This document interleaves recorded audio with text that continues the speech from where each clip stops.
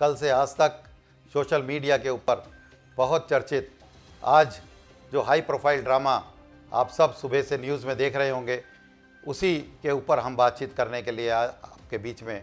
आए हैं। आइए बात करते हैं नंदीग्राम से नामांकन भरने के बाद ममता बनर्जी के आरोप के ऊपर जो उन्होंने लगाया कि मैं नॉमिनेशन भरने के बाद जब वापस अपनी गाड़ी में बैठकर जा रही थी तो एक साजिश के तहत मेरे ऊपर हमला किया गया। दोस्तों, बात करते हैं क्या ये हमला है या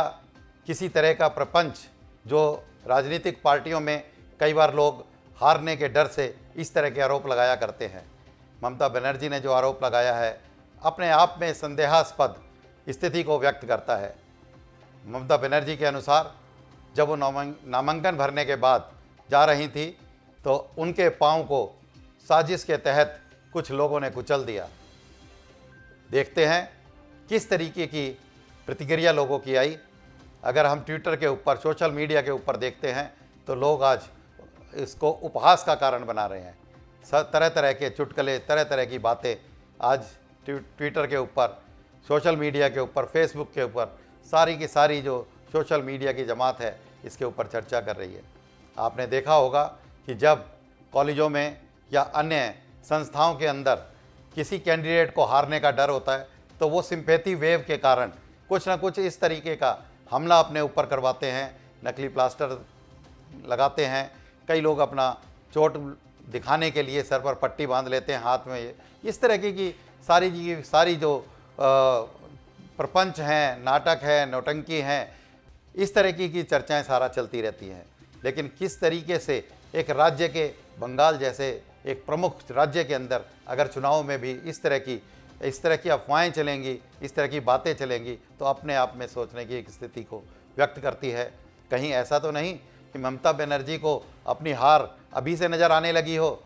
नहीं तो क्या कारण है कि नॉमिनेशन भरने के लिए एक मुख्यमंत्री को, जिसको Z+ की सुरक्षा मिली हो, 36 से 40 तक सुरक्षा कर्मी उनके साथ चल रहे हों, 200 से ज़्यादा मीडिया कर्मी जो उन्होंने स्वयं अपने नॉमिनेशन के लिए बुलाए थे वो उस जगह पर उपस्थित थे, और अब ये भी नहीं पता लगता कि किस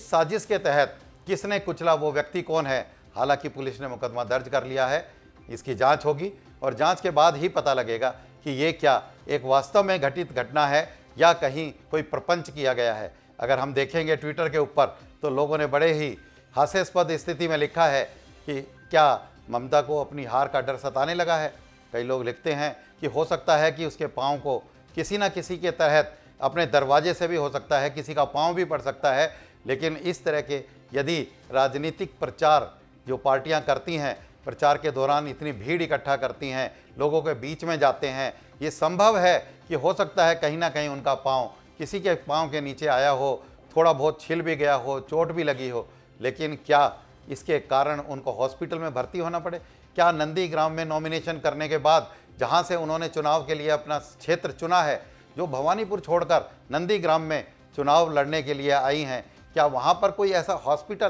क्या इस तरह का सुपर स्पेशलिटी हॉस्पिटल कोई नहीं है जहां से वो चुनाव लड़ना चाहती हैं, जिसको अपना गृह क्षेत्र बनाना चाहती हैं, जिसको अपनी कर्म भूमि बनाना चाहती हैं? क्या आज वो कोलकाता वापस आके दोबारा SSKM हॉस्पिटल में भर्ती होती हैं, वहाँ पर इलाज कराती हैं? दोस्तों, ये अपने आप में सोचने की बात है। जिस क्षेत्र को अपनी कर्म भूमि बनाने जा रही हैं, वहाँ के डॉक्टर्स पर, वहाँ की नर्सेज के ऊपर, वहाँ पर क्लिनिक पर, वहाँ के हॉस्पिटल्स के ऊपर उनको आज कोई विश्वास नहीं है। दोस्तों, अगर हम नंदीग्राम की स्थिति को देखना चाहें, वहाँ की डेमोग्राफी को देखना चाहें, तो वहाँ पर कम से कम भी 90 से 95% लोग जो हैं वो ग्रामीण पृष्ठभूमि से आते हैं और कुछ ही % लोग हैं जो शहरी भूमि से आते हैं। तो इस तरह की अपने भाषण के दौरान अपने किसी तरीके के दूसरे के ऊपर आरोप लगाने पर भावावेश में आकर उन्होंने ये घोषणा कर दी चुनावी रैली के अंदर कि मैं नंदीग्राम से चुनाव लड़ूंगी, भवानीपुर को छोड़ दिया।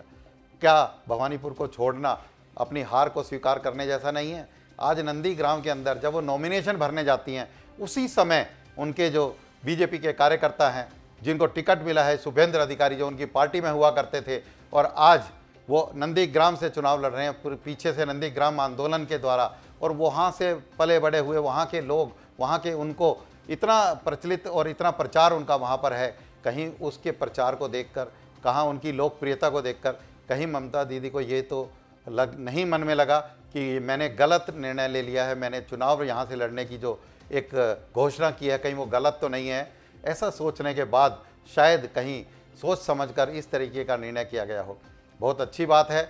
कि अगर वो हॉस्पिटल में भर्ती होते हैं, लोग सहानुभूति करते हैं, वो देखने के लिए आते हैं। मैंने ट्विटर पर भी देखा, न्यूज़ में भी देखा, और भी कई संचार माध्यमों से ये पता लगा कि भारतीय जनता पार्टी के भी सांसद तथागत राय और अपने अन्य नेताओं के साथ उनसे मिलने के लिए हॉस्पिटल जाना भी चाहिए। राजनीतिक मतभेद हो सकते हैं लेकिन मनभेद नहीं होना चाहिए। सारे के सारे लीडर्स जब आपस में बैठते हैं, एक दूसरे का शुभचिंता करते हैं, एक दूसरे की शुभेच्छा की बात करते हैं। अगर तथागत राय हॉस्पिटल में उनका हालचाल जानने के लिए गए तो उनके अधिकारी, उनके एक विधायक उनको रोक देते हैं, कहते हैं कि नहीं, अभी उनकी हालत ठीक नहीं है, अभी हम आपको मिलवा नहीं सकते, जब उनकी हालत ठीक होगी तो आपसे मिलवा देंगे। उनके टीएमसी के कार्यकर्ता, सेलिब्रिटीज़, प्रशासन के अधिकारी, जितना भी हमने सवेरे से न्यूज़ में देखा सुना, बहुत सारे लोग उनसे मिलने के गए, उन्होंने बात भी की है। क्या ऐसा कारण है कि राजनीतिक पार्टियों के कार्यकर्ता यदि दूसरी राजनीतिक पार्टी के कार्यकर्ताओं के पास जाकर उनका हालचाल जानना चाहें तो ऐसा क्यों है कि वो उनसे मिलने नहीं दे रहे? आज एक फ़ोटो भी आई है जिसके अंदर प्लास्टर किया हुआ है। कुछ लोगों का भी मैंने ट्वीट पढ़ा है जो उन्होंने कहा है कि जिस तरीके का प्लास्टर किया गया है वो एक नौसिखिया डॉक्टर भी नहीं कर सकता, एक कंपाउंडर भी इस तरीके का प्लास्टर नहीं कर सकता। उसके अंदर वो कमियां गिना रहे हैं। मैं नहीं कहता कि किसी तरीके से प्लास्टर के अंदर भी कोई कमी हो सकती है, एक आम आदमी होने के नाते से हम इस बात को नहीं कह सकते, लेकिन क्या यदि वो SSKM हॉस्पिटल में जाके प्लास्टर कराते हैं तो ऐसा क्या कि उसकी फ्रैक्चर है, हड्डी टूटी है, प्लास्टर की आवश्यकता पड़ गई, तो इसका मतलब है कि अगर कोई प्लास्टर होता है, हड्डी टूट जाती है तो 15 दिन से 20 दिन का मिनिमम एक पीरियड रहता है जिसके अंदर प्लास्टर लगा रहता है। और प्लास्टर लगे होने के कारण प्रचार किस तरीके से होगा, ममता दीदी सड़कों पर किस तरह से उतरेगी, आंदोलन किस तरह से करेगी, अपने आप में सोचने की बात है। लेकिन यदि वो 1-2 दिन के अंदर प्लास्टर उतर जाता है, ममता दीदी चुनाव प्रचार में आ जाती है, भाग दौड़ में लग जाती है, तो फिर वास्तव में ये सोचने की बात आएगी कि इस तरीके के हथकंडे क्या अपनाए जाएं। ये जो मैं सारी बातें कर रहा हूँ ये आज सोशल मीडिया के ऊपर कहीं भी, अगर आप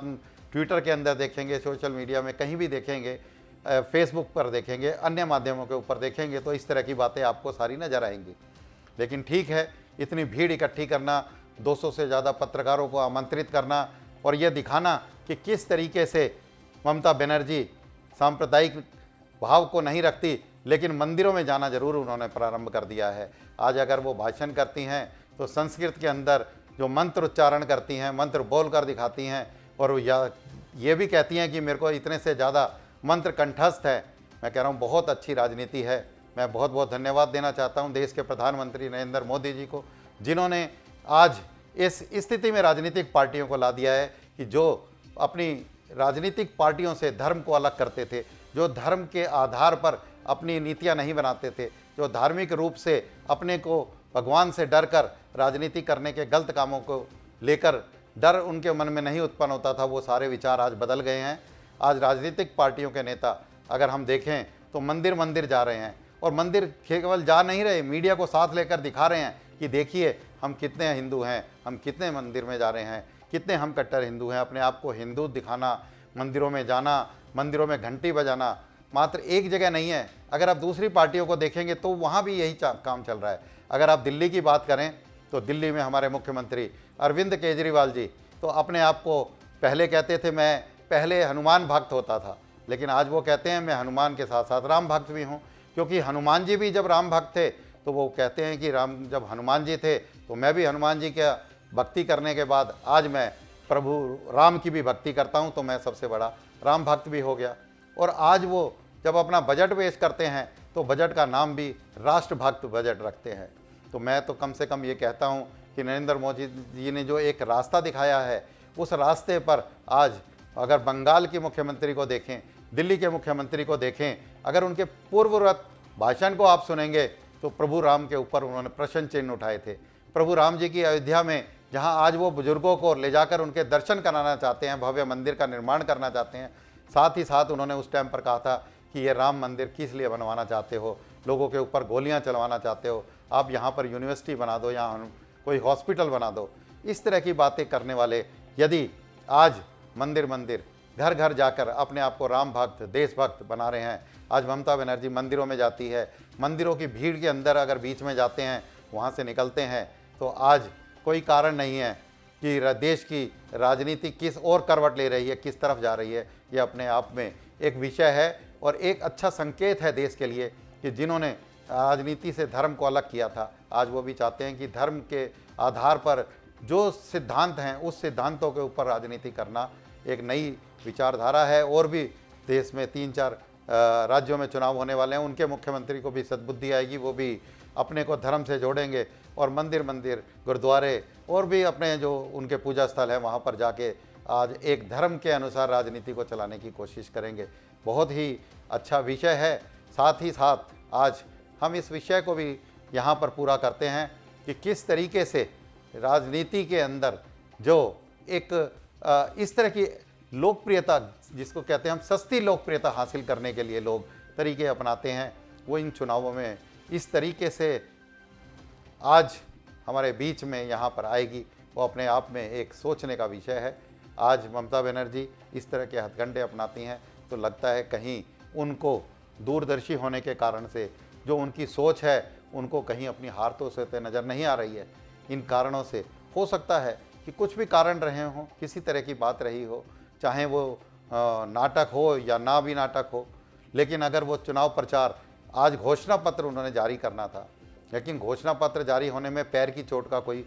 कारण नहीं बनता। ज़रूरी नहीं है कि मुख्यमंत्री ही घोषणा करें, उनके बहुत बड़े नेता हैं, पार्टी के अधिकारी हैं, अभिषेक बनर्जी जो उनके भतीजे हैं, जिनके ऊपर पार्टी की सारी उन्होंने कमान सौंपी हुई है, जिन्होंने कि घोषणा पत्र को बनाने के लिए अपना सारा समय लगाया है, वो भी घोषणा कर सकते। हो सकता है कि अपना घोषणा पत्र जो बनाया है और पार्टियों की लोकप्रियता को देखते हुए उसमें कोई बदलाव करना हो, तो इन सब स्थितियों को टालने के लिए इस तरह का कोई प्रपंच भी रचा गया हो, इसमें भी कोई संभावना ऐसा लगती है। इसमें भी मेरे को लगता नहीं कि कोई कारण ना हो, जो लोग ट्विटर पर कह रहे हैं उनकी बातों में भी कोई सच्चाई हो। लेकिन ठीक है, इस तरह की बातें आने वाले समय के अंदर हम देखेंगे और इस तरह की जो घटनाएं हैं और इस तरह की जो एक जिसको नाटक कह सकते हैं हम, इस तरह की सस्ती लोकप्रियता हासिल करने के लिए घटनाएं जो होने वाली हैं, इस एपिसोड से आज हमें नज़र आता है कि आने वाले बंगाल के चुनावों में किस तरह की स्थिति बनने वाली है। एक और वीडियो के साथ मैं बिल्कुल प्रचलित विषय को लेकर जो चर्चित विषय रहेगा आपके बीच में दोबारा एक और वीडियो के साथ उपस्थित होंगे। तब तक के लिए नमस्कार।